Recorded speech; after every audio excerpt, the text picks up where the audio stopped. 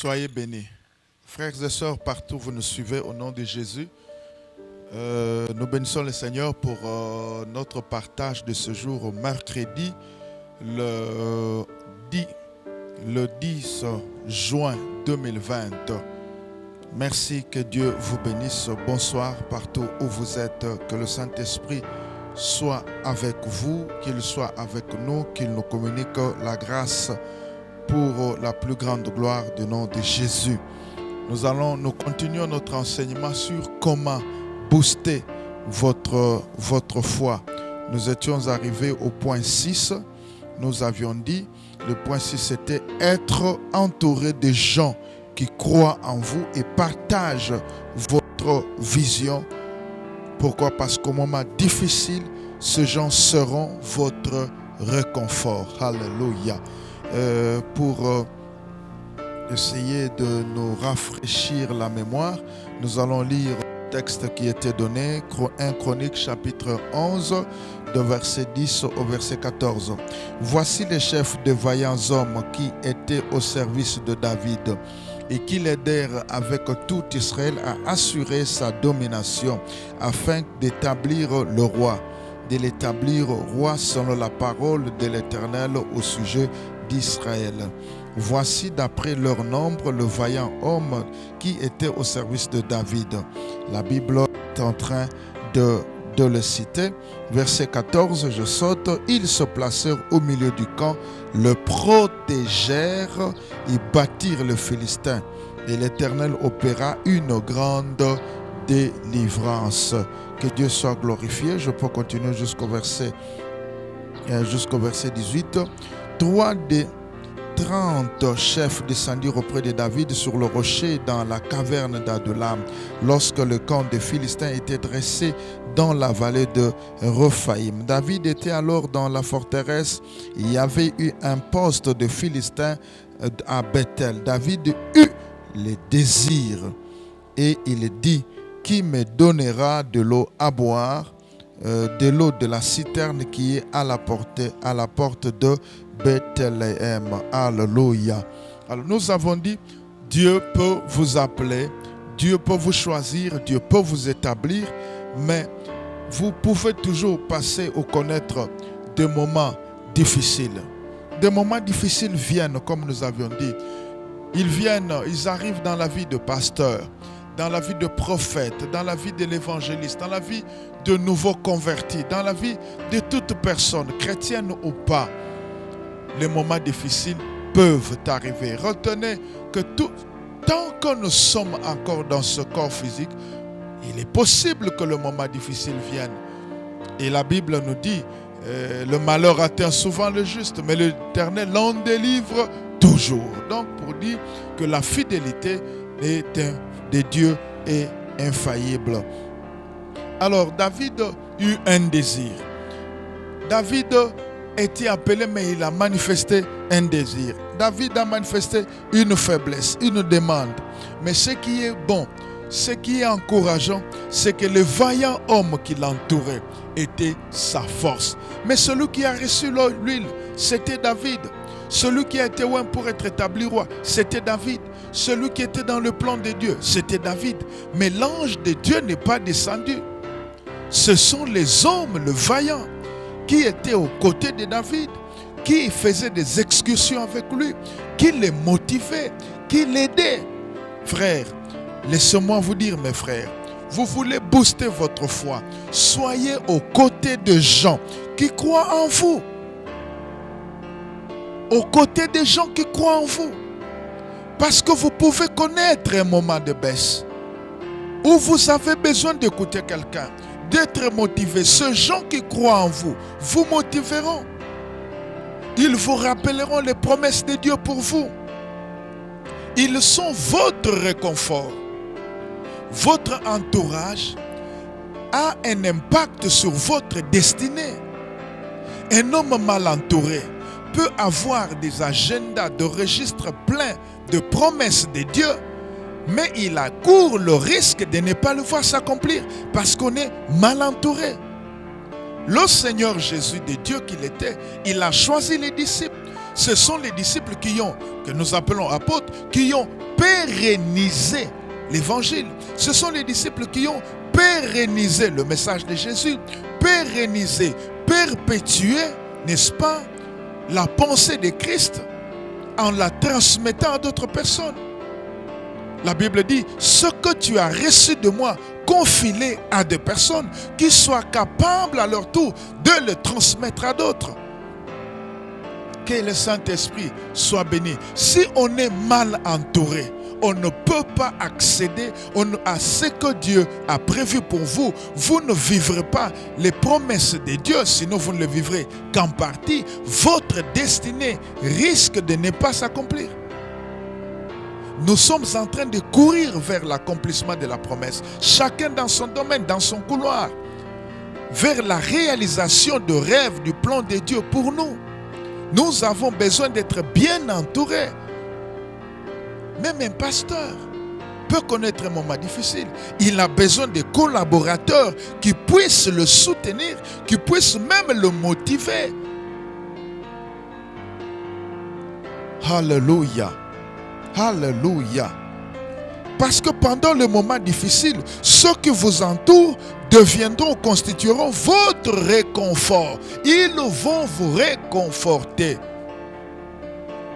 Je voudrais ouvrir une parenthèse et m'adresser à tous ceux qui sont célibataires, qui doivent se marier demain, le lendemain. Épouser une femme ou un homme, il ne faut pas seulement épouser la beauté physique, mais épouser aussi les valeurs spirituelles. Vous avez une belle femme, vous avez un beau monsieur intelligent, mais s'il est incapable de vous soutenir, de vous réconforter quand vous passez des moments difficiles, vous êtes foutus. Vous êtes foutus. Ça, c'était le 6e point. Mais ce soir, le 7e point, nous le tirons du livre de Juges, chapitre 14. Juges, chapitre 14. De verset 1 au verset 6, au nom de Jésus, notre Seigneur et Dieu. Alléluia. Samson descendit à Timna.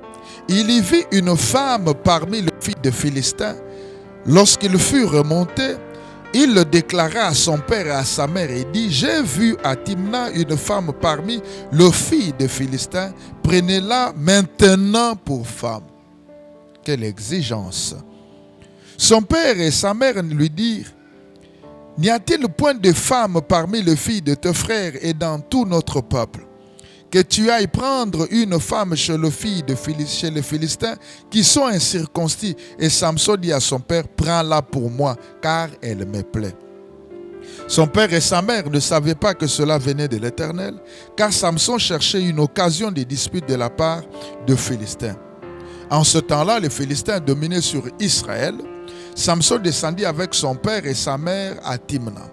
Lorsqu'ils arrivèrent aux vignes de Timna, voici un jeune lion rougissant vint à sa rencontre. L'esprit de l'Éternel saisit Samson et sans avoir rien à la main, Samson déchira le lion comme on déchire un chevreau. Il ne dit point à son père et à sa mère ce qui l'avait fait. Le 7e point, nous devons savoir, si nous voulons booster notre foi, ce que le défi, les problèmes ou les difficultés présentes ou actuelles dans la vie viennent aussi pour éprouver notre foi, pour éprouver notre capacité à résister et mieux éprouver la grâce de Dieu en nous. Comment vous pouvez comprendre que Samson, qui a eu l'onction depuis le ventre de sa mère, allant chercher sa femme avec son père, n'est-ce pas, que le lion ne choisisse que Samson? Je m'imagine qu'il était facile pour le lion de suivre la maman de Samson, il aurait bouffé sans problème parce que la maman est faible et déjà quand Samson a plus de 20 ans, c'est que la maman doit être au-delà de 5 ans, donc je m'imagine qu'elle ne pouvait pas résister. Tout au moins, le papa de Samson les deux étaient une bonne cible. Mais pourquoi Dieu permet que le lion attaque celui qui est venu ou qui est né pour délivrer le peuple? Parce que pendant ce temps, les Philistins faisaient souffrir le peuple de Dieu Israël. Et Dieu a envoyé Samson comme une solution. Mais pourquoi Dieu a permis? D'où venaient les lions? Est-ce que c'est le démon? Est-ce que c'est le diable? La Bible est muette. Donc, il y a possibilité pour les prédicateurs d'interpréter et de commenter. Et là, sauf que je disais moi je pense et je crois, le Seigneur a suscité ce lion pour éprouver la grâce qui est sur la tête de Samson. Le lion a compris que la maman et le père de Samson n'avaient pas de grâce. Ils n'étaient pas appelés pour accorder la délivrance et ils n'avaient que faire d'eux. C'est pourquoi le lion a ciblé Samson qui avait la grâce. Ma soeur, mon frère, il y a des batailles qui s'élèvent. Il y a des challenges qui s'élèvent. Il y a des défis qui s'élèvent. Il y a des difficultés qui peuvent s'élever dans votre vie. Ne prenez pas toujours cela comme le diable qui ne vous aime pas, mais considérez aussi que Dieu permet ces choses pour éprouver la grâce qu'il a mise en vous. Est-ce que vous croyez en la grâce que Dieu a mise en vous? Samson ne pouvait pas prétendre être celui qui sauve, être celui qui délivre, s'il ne pouvait pas affronter les lions. Alléluia. Oui. David s'est senti capable dans le livre, n'est-ce pas, dans le livre de 1 Samuel, de délivrer le peuple de Dieu, d'être un grand berger, parce qu'au départ, il a été un berger qui a combattu pour le troupeau de son père, le petit troupeau. Ainsi, par extrapolation, il a cru qu'il pouvait faire mieux. Et surtout qu'il avait reçu l'huile de Dieu, il pouvait faire mieux en gérant Israël qui était le troupeau du Seigneur. Le troupeau de Dieu. Vous comprenez? Il avait une expérience, il avait confiance en lui-même. Alors, Samson, Dieu l'appelle, il n'a rien dans son actif, il n'a rien fait. Alors Dieu envoie et permet que le lion vienne pour voir, est-ce qu'il va fuir?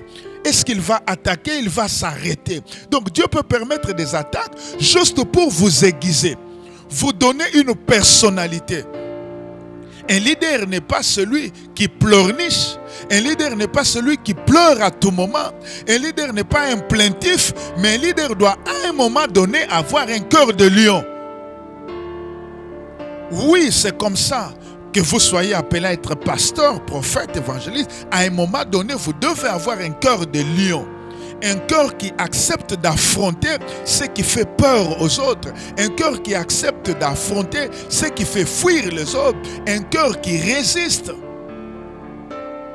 Retenez que la grâce que Dieu vous a donnée vous amènera les combats correspondants. Alléluia. Celui qui a l'onction de délivrance aura la bataille ou les batailles au niveau de la grâce qu'il a reçue. C'est tout à fait normal. Donc, face aux challenges de la vie, face aux difficultés, ne désarmez pas. Comprenez qu'on veut tester ce que vous avez reçu de Dieu. Le diable a suivi Jésus après qu'il ait fait un jeûne de 40 jours. Le diable est venu lui parler. Si tu es le Fils de l'homme, ordonne que ce pain, il est écrit, fais ceci, fais cela. Mais Jésus lui a dit, éloigne-toi de moi, Satan. Parce que Jésus savait qui il était. Mais Jésus était la parole. Le diable lui a amené la parole. Donc, il a choisi de verser dans la parole, dans les Écritures. Il lui a apporté certaines portions d'Écriture. Il lui a présenté, oubliant que ces portions des Écritures sont la grâce qui est sortie de la bouche de Christ lui-même, qui est l'Écriture.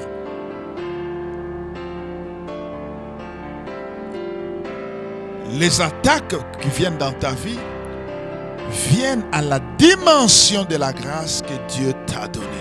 Voilà pourquoi la Bible dit, il ne permettra pas que nous soyons tentés au-delà de nos forces. Mais dans toutes ces circonstances, Dieu nous donnera la capacité de surmonter. Alléluia. Alléluia.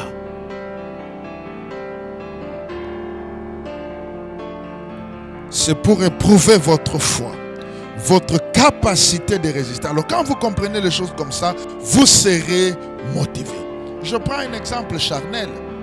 Vous êtes étudiant en médecine, en polytechnique, en chimie, en droit. Vous n'allez pas vous plaindre quand vous avez examen d'anatomie ou examen de droit constitutionnel ou de droit pénal, quel que soit le volume de syllabus. Vous n'allez pas vous plaindre. Ça arrive pour éprouver votre capacité d'assimiler, votre capacité de comprendre le cours. Pour l'enseignant, avez-vous maîtrisé le cours? L'avez-vous compris? C'est ça. Et pour Dieu, les épreuves ne viennent pas toujours en termes de prenez un bout de papier, voici la première question. Non, tout ce que nous vivons, Dieu peut s'en servir comme matériel didactique pour nous enseigner, pour nous éprouver. Et lorsqu'on a réussi à une épreuve, on monte de niveau, on monte de classe. Dieu est bon. Le Saint-Esprit est merveilleux. Alléluia. Huitième chose qu'il faut savoir ou faire. 1 Samuel chapitre 17. 1 Samuel 17, de verset 24 au verset 27. 1 Samuel 17, de verset 24 au verset 27. À la vue de cet homme, tous ceux d'Israël s'enfuirent devant lui et furent saisis d'une grande crainte. Chacun disait, avez-vous vu s'avancer cet homme? C'est pour jeter à Israël un défi qu'il essaie d'avancer. Si quelqu'un les tue, le roi les comblera de richesses, lui donnera sa fille et il affranchira la maison de son père. David dit aux hommes qui se trouvaient près de lui, que fera-t-on à celui qui tuera ce Philistin, qui ôtera l'opprobre de dessus d'Israël? Qui est donc ce Philistin s'était circoncis pour insulter l'armée de Dieu vivant. Le peuple répétant les mêmes choses lui dit, c'est ainsi que l'on fera à celui qui le tuera. Alléluia. Donc, pendant tant oyo, bana Israël ba telemi na front pour na kobunda na ba Philistin. Donc, ba Philistin baza parmi morceaux durs ya bana Israël. Ba telemi pour na kobunda, ils sont rangés en bataille. Du côté de Philistin, Bimisi, Goliath, un guerrier de tout le temps, un élancé, un homme puissant. Mais côté Israël, il n'y avait personne. Alléluia. Mais ce qui me donne la joie ce soir pour te parler, ma soeur et mon frère, c'est que David, quand il est arrivé au front, il voit les spectacles, il entend les insultes. Il sait qu'il avait été loin pour être roi. Dans son cœur bouillonne le feu de relever le défi. Il demande, que fera-t-on à celui qui battra cet Philistin, ce Philistin? Que fera-t-on à celui qui va ôter l'opprobre? Muto akolongola soni ya famille, muto akolongola soni ya mboka, bako sala ito bako pesa ye nini? Bana Israël bazo yebisa ye. Mokonzi ya mboka aluki amoni moto te malobi bo soko moto akobima po aboma Philistin oyo soni elongwa na ilibota bana Israël, mokonzi ya mboka akosala nini? Akopese bomengo ebele eloko ya liboso. Donc il va les combler de bien. Eloko ya mibale akopese mwana ne ya mwasi. Na français tolobi, il lui donnera sa fille de sorte que le vainqueur sera gendre du roi. Eloko ya misato akokangola ndako ya papa neto libota na bango. Donc en français on dit, il va accorder la délivrance à la maison de son père. David avait le focus vers cet objectif. David mayele nenyo sezala ke simba mi alobi. D'ailleurs ngai na botama na famille zange greffe. Avantage à liboso. Avantage à mi balé David azoloba na zanga mwasi. Au moins na zozo mwasi facile. Avantage à mi sata lobi famille nange za moumbu ezo kangolama. Donc l'intelligence, l'esprit de David, tout était focalisé vers cet objectif de tuer Goliath. Pourquoi il était motivé pour tuer Goliath? Ce n'était pas par plaisir, non. David visait de tuer Goliath parce qu'il avait trois choses qu'il visait. Recevoir la richesse, avoir une femme et vivre ou avoir la délivrance pour la maison de son père. En d'autres termes, c'est l'objectif ou l'idéal qui a donné à David la motivation. Frère, je voudrais vous dire que vous devez voir l'objectif. Vous devez voir le couronnement et non les obstacles qui se présentent sur votre chemin. Je ne sais pas si vous comprenez. David savait qu'il a été loin pour devenir roi. Mais il ne savait pas par quel chemin il passerait pour être roi. Il a eu l'onction, mais malheureusement, heureusement, devant lui, il rencontre qu'il y avait un Goliath. Qu'il devait soit laisser, il n'était pas obligé de le faire. Mais David déduit, au travers de messages qu'on lui a dit, que s'il renverse Goliath, il gagne trois choses. Il épouse la fille du roi, c'est un honneur. Il a la richesse, il a la délivrance, pas seulement pour lui, mais pour sa famille. Écoutez, il n'a pas été égoïste. Je veux seulement devenir le gendre du roi, mais je veux aussi que ma famille soit délivrée. Là, j'ouvre une parenthèse, mes frères. Vous devez, dans ce que vous faites, non seulement voir votre intérêt, mais voyez aussi l'intérêt de votre famille biologique. Voyez aussi l'intérêt de votre famille spirituelle. Voyez aussi l'intérêt de votre pays. Beaucoup de gens, quand ils agissent, ils voient seulement moi. Même quand ils prient, ils ne prient que pour eux-mêmes. Ils oublient leur famille biologique. Ils oublient de prier pour leur église. Ils oublient de prier pour leur nation. J'ai trois choses à dire. À ce sujet, voici la première chose. Vous devez, lorsque vous entrez en prière, apprendre à prier pour votre famille. Oui, vous devez. La Bible déclare, moi et ma maison, nous servirons l'Éternel. La Bible dit aussi, l'homme aura pour ennemi les gens de sa propre maison. Mais ça c'est moi maintenant qui dis, lorsque vous prenez le temps, suffisamment le temps, de prier pour votre maison biologique, votre maison charnelle, excusez-moi ce terme, peut-être impropre, lorsque vous priez, le Seigneur, par la grâce, peut sauver beaucoup de gens. Lorsqu'il y a beaucoup de gens sauvés dans votre famille, c'est une sécurité pour vous-même. Ce moins de bataille contre vous, ce moins de combat contre vous. Alléluia. Si votre Dieu délivre votre famille de la misère, vous aurez moins de problèmes. Mais si vous êtes le seul riche de la famille, vous avez le poids, même si vous priez. Donc, la première chose, je disais, apprenez à prier pour votre famille biologique. Parce que la famille biologique est l'une des portes que Dieu a mises dans votre vie pour vous bénir. Les exemples sont légion dans la Bible. Beaucoup de gens ont été bénis dans la Bible, tout simplement parce qu'un des membres de famille biologique a été béni. Prenez l'exemple de Jacob. Prenez l'exemple de tous ses enfants. Ils se sont retrouvés en Égypte parce qu'il y a eu quelqu'un qui s'appelle Joseph en Égypte qui a été mieux placé et qui les a mis en sécurité. Que le Seigneur vous bénisse. Vous pouvez dire Amen. En me regardant, je prophétise, je déclare et je décrète sur vous que vous puissiez monter, que vous soyez l'ombre, que vous soyez la protection, que vous soyez la bénédiction de votre famille biologique. Deuxième chose que je voudrais vous dire, vous devez apprendre à prier pour votre église. L'église est l'une des portes que Dieu vous a données par laquelle il vous bénit. Apprenez à prier pour votre église. L'apôtre Paul dit lui-même, priez pour moi afin que les portes de l'évangile me soient ouvertes. Vous comprendrez que malgré que l'apôtre Paul, il était élevé au 3e ciel, il a écouté des choses qu'aucun autre homme n'a écouté, des choses que Pierre n'a pas vues, mais l'apôtre Paul avait besoin de soutien dans la prière. Merci Saint-Esprit. La deuxième des choses, comme je donne le deuxième exemple, la deuxième des choses, vous allez constater Pierre, celui à qui on avait donné la clé dans Acte 12, vous allez comprendre que toute l'église a prié pour Pierre. Ainsi, vous aussi ne soyez pas égoïstes dans vos prières. Apprenez à prier pour votre église. Priez pour vos leaders.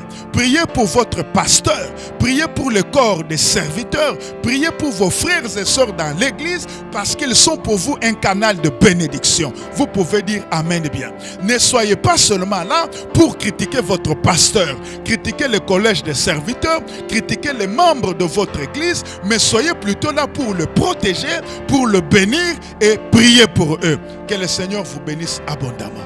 Alléluia. Je donne un troisième exemple avant de dire la troisième chose. Jésus-Christ de Dieu qu'il était, lui qui a reçu l'onction sans mesure, lorsqu'il sentait que le dernier moment est arrivé, il a pris les disciples pour prier. Il amène à part, c'était dans le jardin de Gethsemane, il prend Pierre, il prend Jean, il prend Jacques. Et il vient, il le trouve endormi, il dit, réveillez-vous et priez. Pourquoi? Jésus-Christ avait besoin de leur soutien.